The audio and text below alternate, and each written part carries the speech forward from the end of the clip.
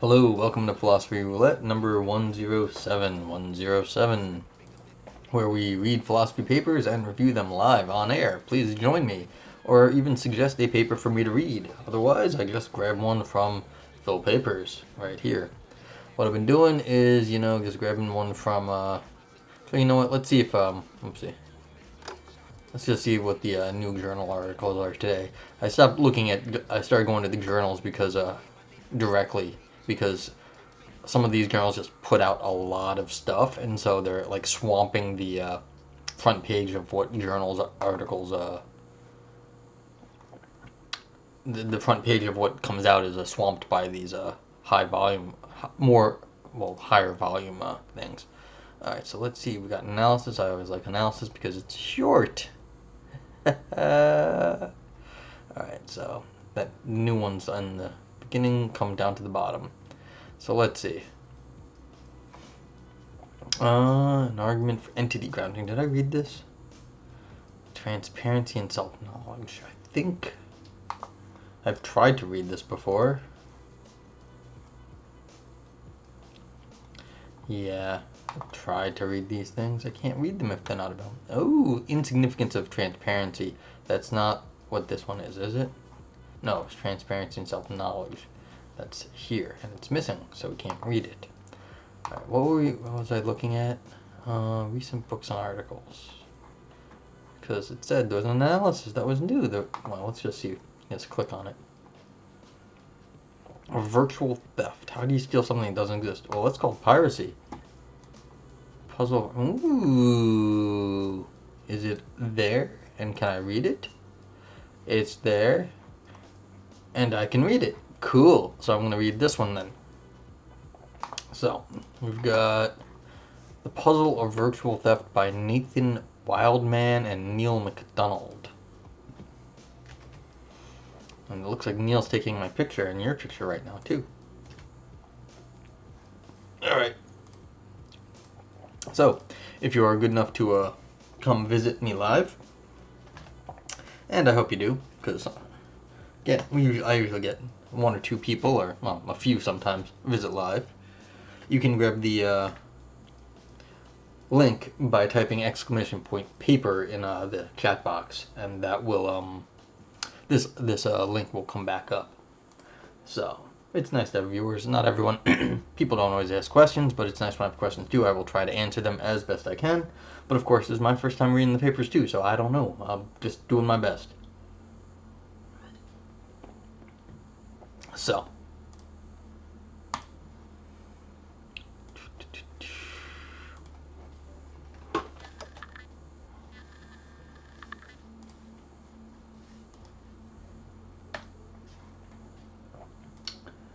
And we're off. So, here we go. Oh. The Puzzle of Virtual Theft. This is the final draft of a fourth ink. Yeah, publish site level. Okay.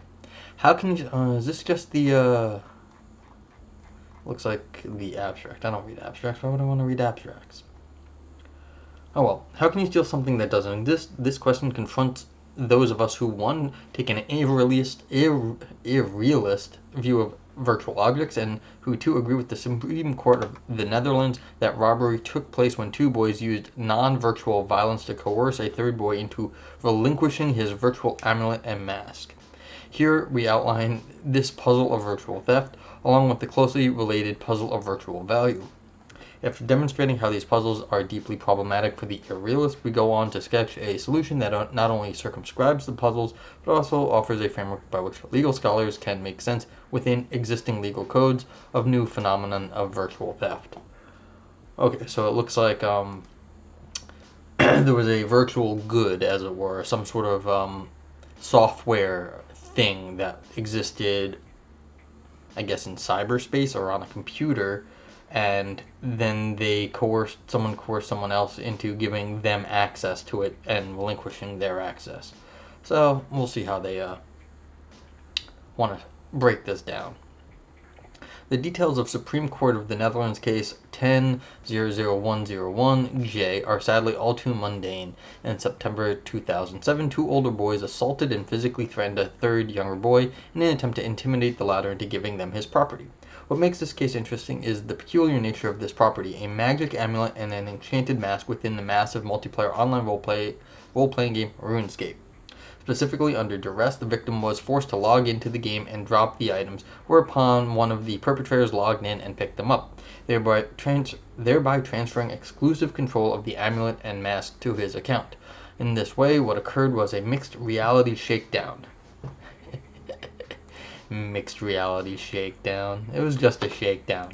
Happened to be on the computers, though. The threat of a real-world violence was used to extract virtual property from the victim.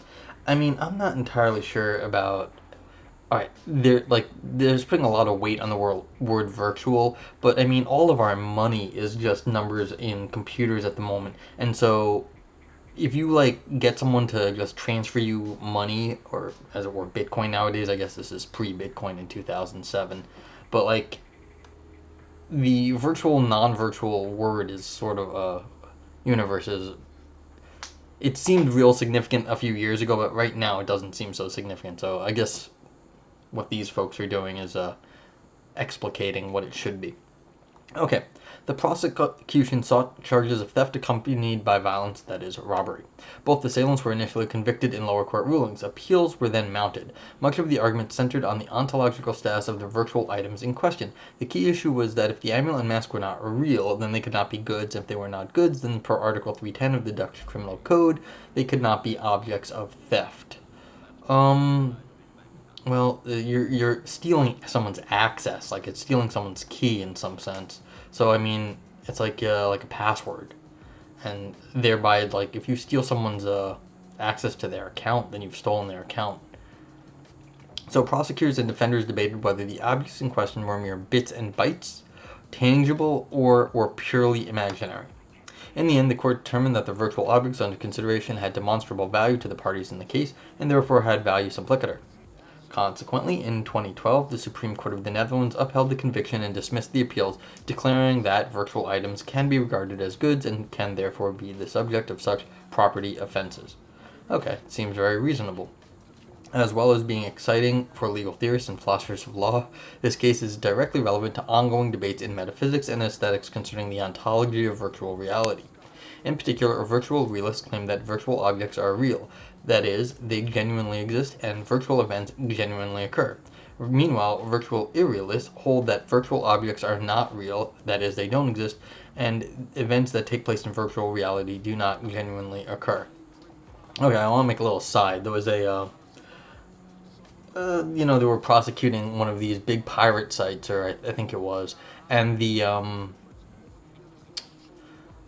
prosecutor was really trying to hammer into them that you're just playing online, and the defense and the defendants would refuse to grant that non-online reality had any more reality to them than being on the computer, and so they forced the prosecution to refer to what we call the everyday reality, AFK, which is away from keyboard. Since they considered the online world more real, AFK means they were less real. And so the prosecution was forced to, and the court was forced to concede that they were AFK when they were in what we call meat space. So AFK away from keyboard.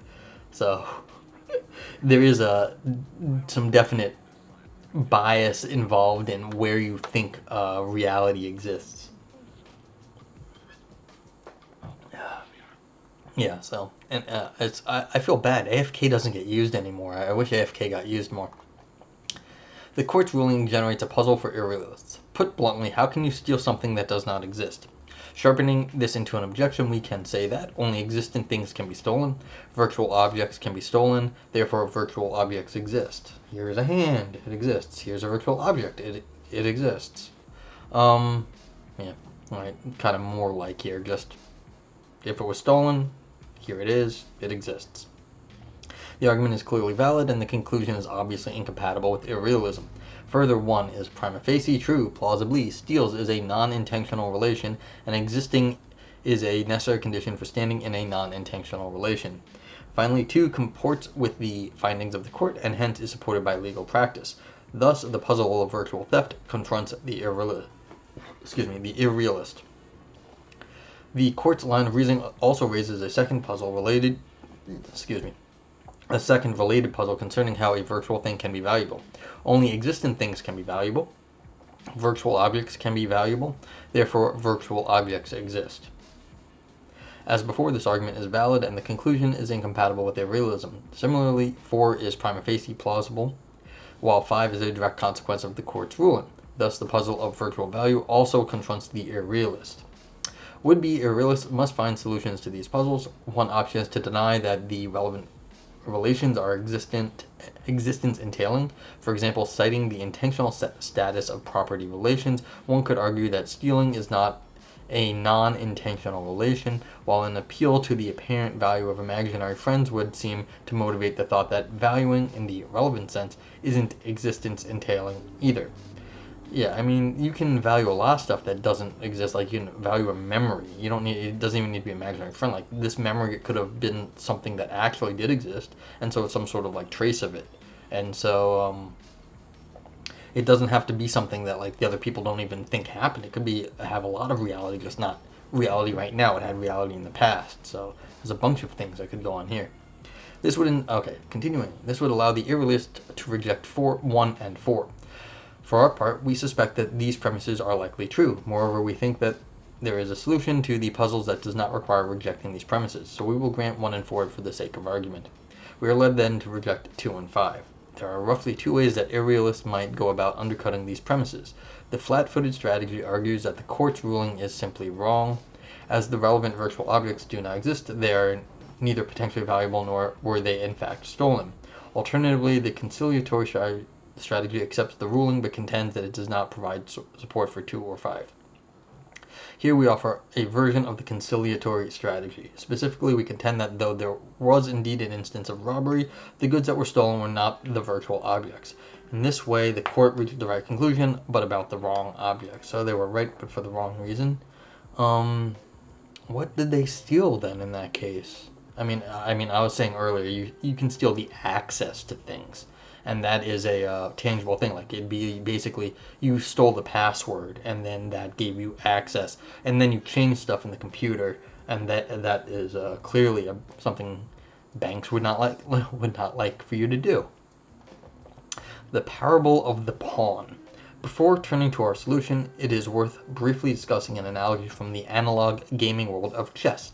Are pawns real? Well, I mean, I think I have some chess set over there. There's one right over there. I don't know what you're talking about. Sharpening the question, consider the pawn figurine and the in-game pawn. Well, this is everything in the world. You can be like, are computer monitors real? I'm looking at one right now, but this is a particular monitor, right, whatever you're looking at. So it's like, okay. So, let's see. Sharpening question, consider the pawn figurine and the in-game pawn. The former is made of wood, has a certain weight, has a spatio-temporal location, etc. The latter, meanwhile, has highly restricted movement abilities, can metamorphose into a queen when it reaches the other end of the board, and can only vanquish its opponents by moving diagonally. None of these features are obvious properties of the figurine. To interrogate the relationship between the figurine and the game object, consider 3 distinct modes of chess playing. Standard chess, there is one chessboard with 32 figurines. Each game object is represented by 1 figurine. Correspondence chess, there are 2 distinct chessboards, each with its own set of 32 figurines, so 64 in total. Each game object is represented by 2 distinct figurines, 1 on each board. And blindfold chess, there is no chessboard and there are no figurines. The game is played by communicating via moves via algebraic notation. Each game object is represented by 0 figurines. Okay. Yeah. I see where they're going. Okay. Standard chess makes it tempting to identify the game object with a physical figurine, since there's a one-to-one relationship between them. Correspondence chess shows that this identification is a mistake. The same game object is associated with 2 distinct figurines, so the former cannot be identical to the figurines. A relation weaker than identity is required. Suppose that in some form of dependence relation, where the game object depends on the physical figurines. Blindfold chess, where a single game object corresponds to no physical figurines, show that this is also mistaken, and the details here don't matter. Replace dependence with constitution, grounding, etc. The result is the same. All right,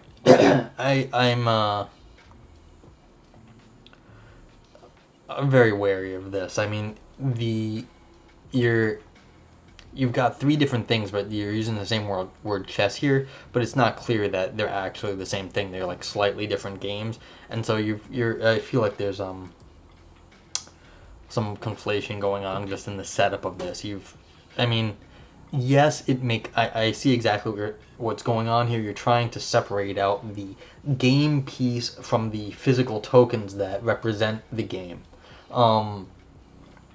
But I mean, there's a lot of philosophy that goes into that. It's one of those a ton of philosophy and a drop of grammar. It's a ton of philosophy goes into this, just like setting up games and stuff. I'm sorry, I'm from the game background of logic, so it is like, this is not like, all of this stuff here is for me at least very a lot of work goes into this. Okay, so non-trivial stuff. What then should we say about how the figurine and the game object relate? Here's a plausible answer. Strictly speaking, there is no relationship. Really? There's no relationship? Well, what's so strict about how this is?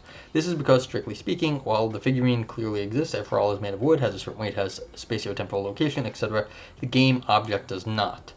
Why not? It has a different kind of existence, maybe. Instead, it is merely an object of our imagination. I don't think chess, because the whole thing right here has zero confusion. That's not an object of our imagination. Chess is real, even in the blindfold chess case. This is where I'm a little worried already. The game object does not. Well, if the game of chess exists in the blindfold chess case, then if the chess exists, then the pawn exists in the blindfold chess case too. And I don't think this person wants to argue that blindfold chess doesn't exist, because then this sort of thing up here is falling down. Okay. Okie dokie. Let me not be too curmudgeonly today. Instead, it is merely an object of our imagination. This neatly explains the above difficulties. The game object does not exist, and hence does not and cannot stand in a genuine relation with the figurine. Yes, but what happens to the game then? The game doesn't exist either. Sorry. The closest there is to anything like a relation that is that the figurine is a tool that can help us imagine things about the game object. For example, using the figurines together with, say, other figurines in a 64 square board can greatly facilitate the relevant imaginative exercise.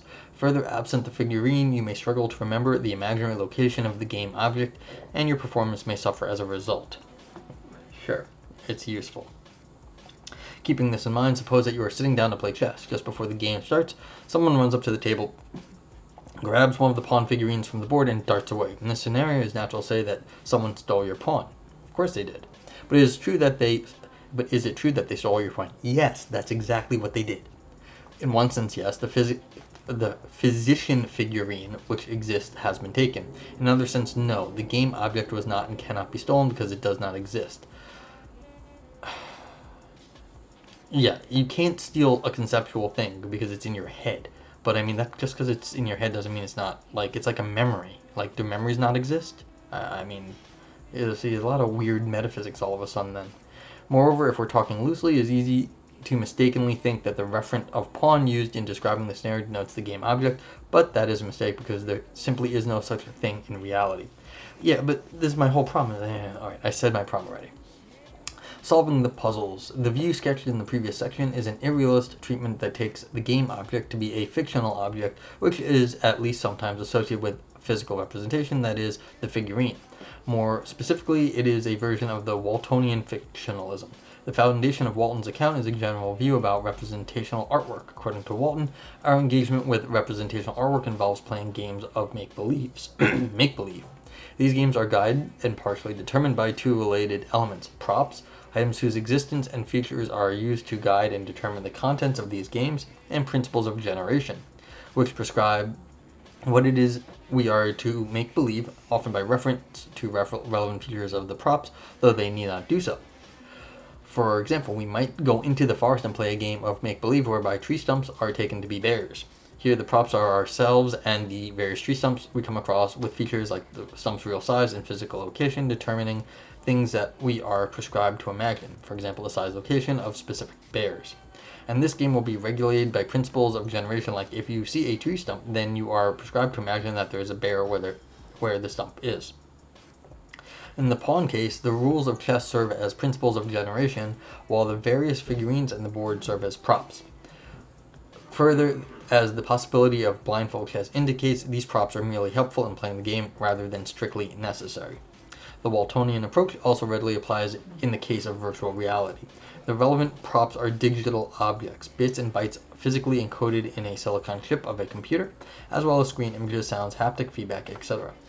These, together with the relevant principles of generation, help us play games of make-believe where we move through virtual worlds. Yeah, so there is still a substance of some sort, like it happens to be electronic when it comes down to it, electronic and physical in some computers, but it just isn't what you look at. But it still has, this is a good point, that there is still a physical substrate, and not bits and bytes, but there is a physical thing which represents ones and zeros in the computer.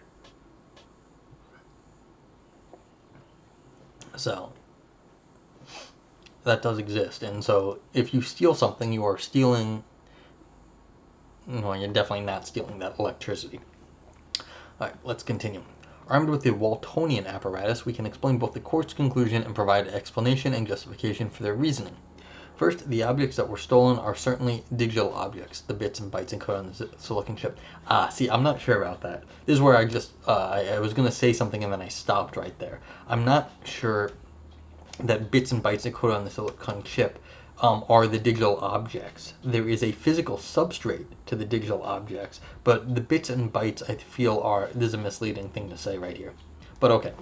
These were broadly physical objects, and so there is no puzzle as to their existence. The electricity and the silicon I agree with that. Utilizing the mechanics of the program RuneScape, the thieves gained and established exclusive access to these digital objects. In this way, the domain and control over this digital object was removed from the victim unlawfully, which is theft, and this process was aided by the use of violent coercion, which makes it robbery.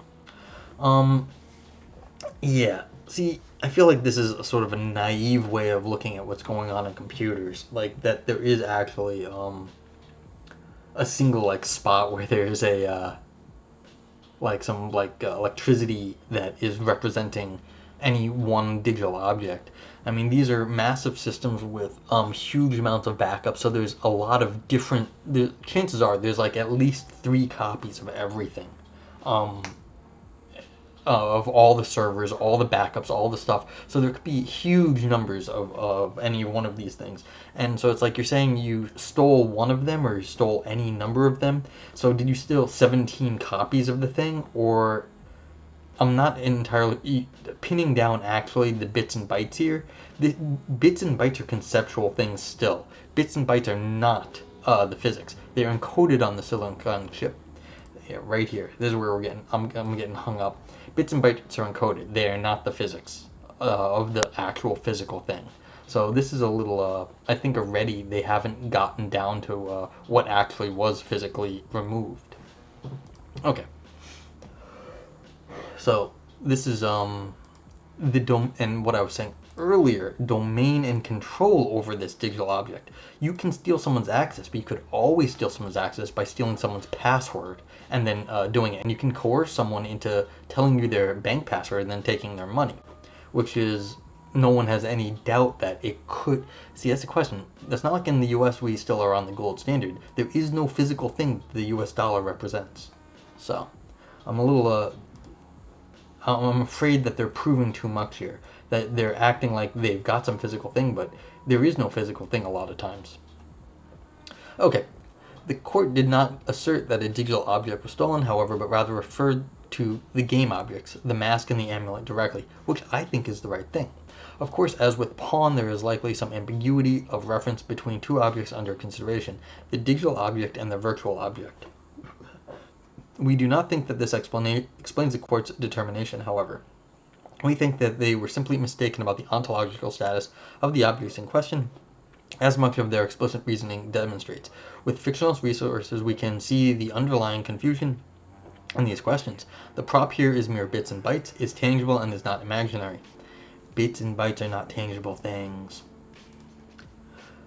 The game object is not merely bits and bytes, it is not tangible, it is imaginary. Alright, so I'm sorry, I'm grumpy.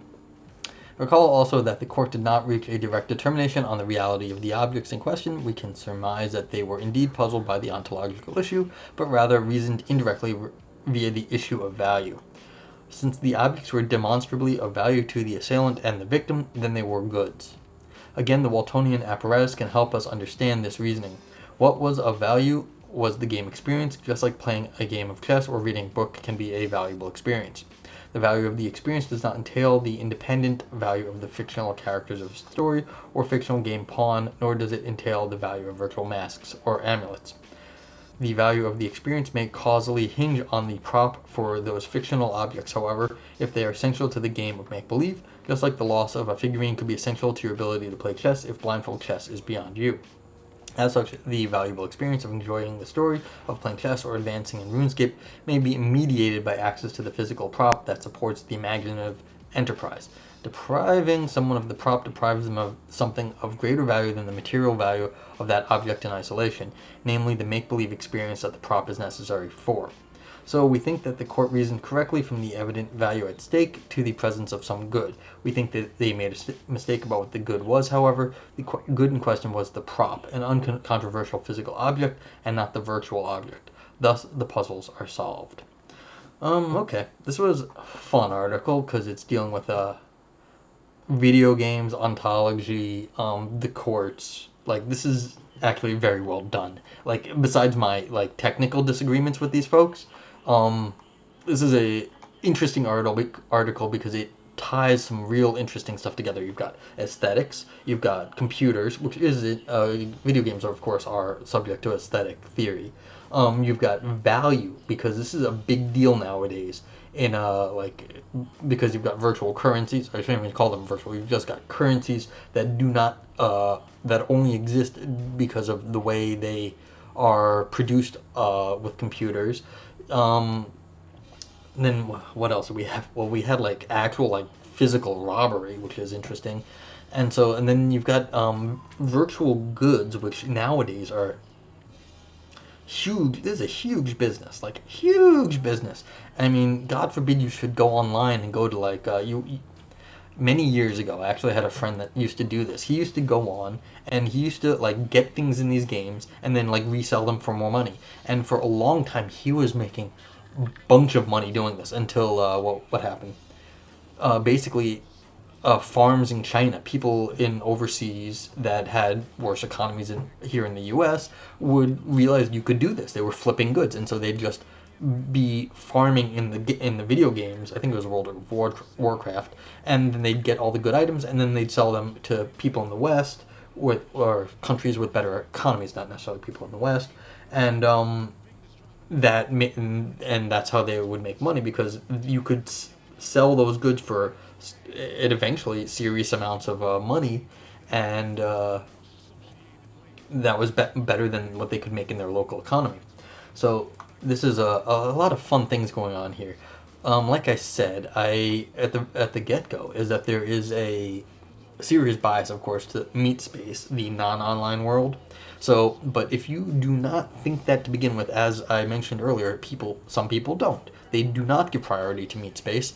They call the online the real, and then they forced everyone else to say they were AFK when they were not online. Then if you're starting from that position, then you have no reason to even accept this.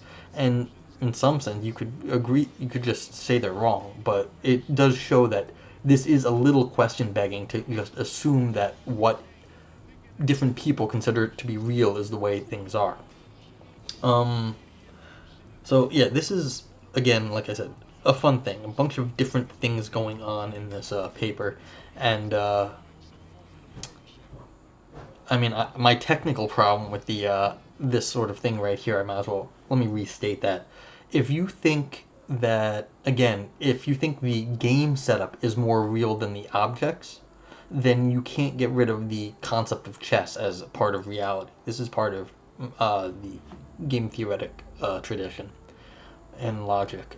If you think the game is what's important, not the things you're plugging into the game, then you can't get rid of the game. And since you can't get rid of the game, you can't get rid of the game objects. Those are part of the game. That is what is real. And so, in some sense, it flips this sort of dependence relation here. So the game is what's more real than the objects, and of course, you can say the objects are just physics in space, and then you haven't really got objects anyway separate from the game.